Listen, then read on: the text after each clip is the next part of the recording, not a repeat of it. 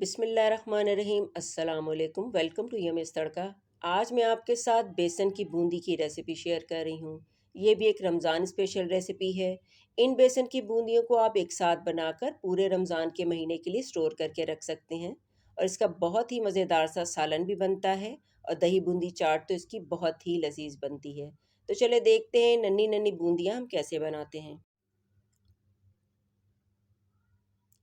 एक मिक्सिंग बोल में 1 कप बेसन डालेंगे। साथ ही इसमें हाफ टी स्पून नमक का शामिल कर देंगे। 1 टेबलस्पून ऑयल डालेंगे। इन्हें मिक्स करेंगे और पानी से इसका बैटर तैयार कर लेंगे। पानी थोड़ा थोड़ा करके ऐड करेंगे और इसे मिक्स करते जाएंगे। ज़्यादा पानी एक साथ शामिल करने से बैटर पतला हो सकता है और इसमें जो गुठलियाँ बनेंगी उन्हें रिमूव करना भी मुश्किल हो जाएगा। इसे खूब अच्छी तरह से मिक्स करेंगे और इसे लाइट और फ्लफ़ी करेंगे।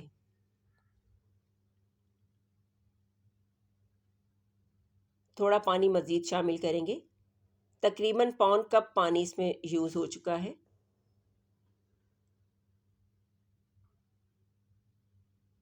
बैटर हमारा स्मूथ हो चुका है, तमाम गुठलियाँ भी रिमूव हो चुकी हैं।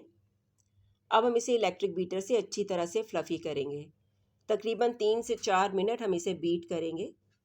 अगर इलेक्ट्रिक बीटर यूज़ ना करना चाहें तो हाथ से ही इसे 7 से 8 मिनट तक अच्छी तरह से फेंट लें। जितना हम इसे फेंटेंगे उतनी ही अच्छी बूंदियाँ बनेंगी।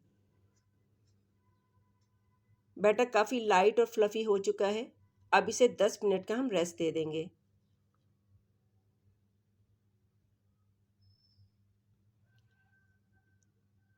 10 मिनट बाद हम इसकी कंसिस्टेंसी चेक कर लेते हैं।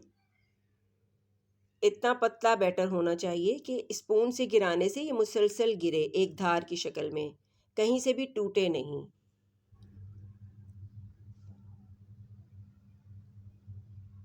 और इतना थिक ही हो कि चम्मच का पिछला हिस्सा भी बैटर से कोट हो रहा हो। अब इसकी हम बूंदियाँ बनाएंगे।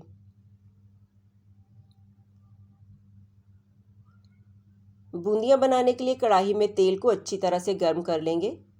गर्म तेल में थोड़ा सा बेसन डालेंगे। बेसन फ़ौरन ऊपर की तरफ आया है, इसका मतलब है कि तेल अच्छी तरह से गर्म हो चुका है। अब इस टुकड़े को हम निकाल देंगे और फ्लेम को हाई पे कर देंगे। इस तरह के सुराखों वाले स्पून से हम बूंदियाँ बनाएंगे। इस स्पून में सुराख थोड़े ज़्यादा नज़दीक हैं, इसलिए ये भी बेस्ट स्पून नहीं है। आप वो स्पून सिलेक्ट करें जिसमें सुराख थोड़े दूर दूर हों, जैसे चावल पकाने वाला कपगीर। किसी बड़े चम्मच से बैटर भर कर डालेंगे। हल्का सा चम्मच से स्प्रेड करेंगे और कोशिश करेंगे कि सुराख वाले चम्मच को ज़्यादा इधर उधर ना करें। बूंदियाँ डालते वक्त फ्लेम को हाई पे रखना है।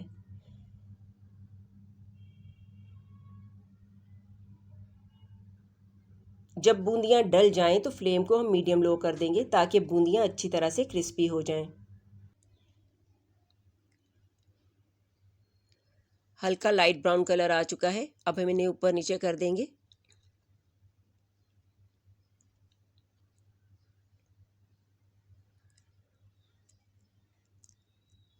बूंदियाँ अच्छे से क्रिस्पी हो चुकी हैं। अब इन्हें निकाल लेंगे।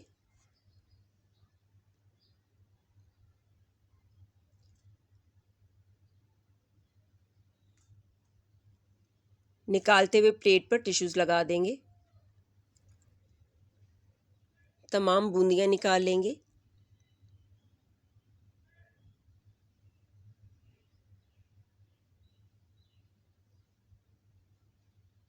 अब दोबारा बूंदियाँ बनाने के लिए तेल को दोबारा अच्छी तरह से गर्म होने देंगे। फ्लेम को हाई पे करेंगे और सुराख वाले चम्मच को साफ़ कर लेंगे, वरना इसके सुराख बंद हो जाएंगे और बूंदियाँ ठीक से गिरेंगी नहीं। दोबारा इस पर चम्मच भर के बैटर डालेंगे।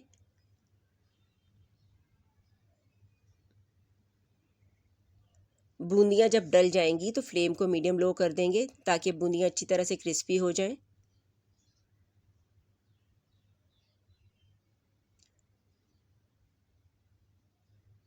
जब बूंदियाँ क्रिस्पी हो जाएं तो इन्हें पेपर टॉवल पे निकाल लेंगे। बहुत ही क्रिस्पी और नमकीन बेसन की बूंदियाँ रेडी हो चुकी हैं। रेसिपी अच्छी लगी हो तो इसे लाइक कीजिएगा और अपने फ्रेंड्स और फैमिली में शेयर भी ज़रूर कीजिएगा। यमीज़ तड़का को सब्सक्राइब कीजिएगा। इन बेसन की बूंदियों को एक साथ बनाकर रमज़ान के महीने के लिए स्टोर करें। ये नमकीन भी बहुत मज़े की लगती हैं। चाहें तो इस पर चाट का मसाला छिड़क लें, इसका रायता बनाएं, चाट बनाएं और सालन भी इसका बहुत मज़े का बनता है। दुआ में याद रखिएगा। अल्लाह हाफिज़।